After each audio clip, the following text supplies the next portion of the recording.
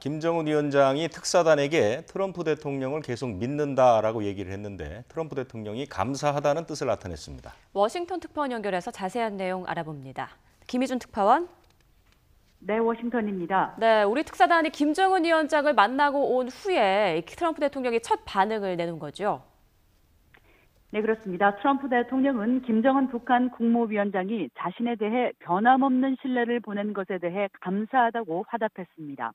우리 정부 특사단의 방북 결과에 대해 트위터를 통해 내놓은 첫 반응입니다. 그러면서 우리는 함께 해낼 것이라고 덧붙였습니다. 이는 김 위원장과 대화의 끈을 놓지 않고 북미 간 교착 상태인 비핵화 협상을 이어가며 반드시 북한 비핵화를 달성하겠다는 의지를 보인 것으로 풀이됩니다. 앞서 정의용 국가안보실장은 김 위원장이 북미 협상의 어려움을 토로하면서도 트럼프 대통령에 대한 신뢰는 유지될 것이라고 강조했다고 전했는데요. 11월 중간선거를 앞두고 북핵 문제 성과가 필요한 트럼프 대통령은 북미 정상 간의 신뢰를 부각하면서 북핵 문제 해결에 대한 낙관론을 편 것으로도 해석이 됩니다. 네, 그러면은 폼페이오 국무장관도 어떤 얘기를 했습니까? 네, 폼페이오 국무장관은 북한 비핵화와 관련해 해야 할 일이 산적해 있다고 밝혔습니다.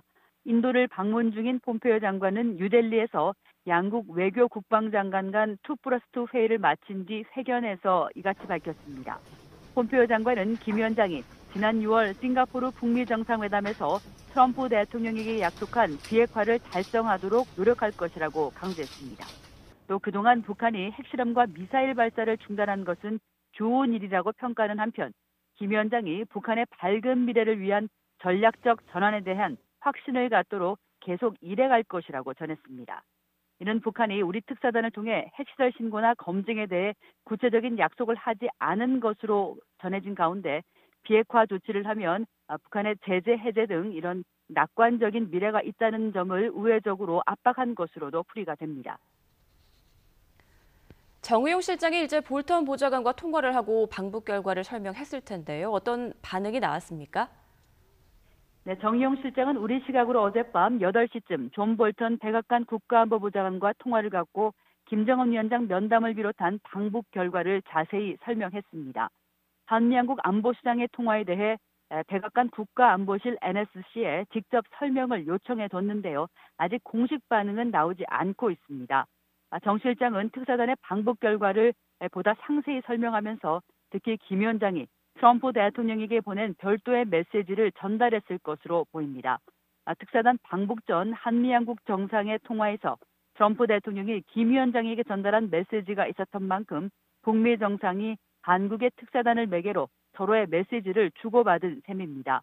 북측은 핵시설 신고 등 구체적인 비핵화 조치를 약속하고 종전선언을 받아내려는 절충안을 받아들이지 않은 것으로 보입니다.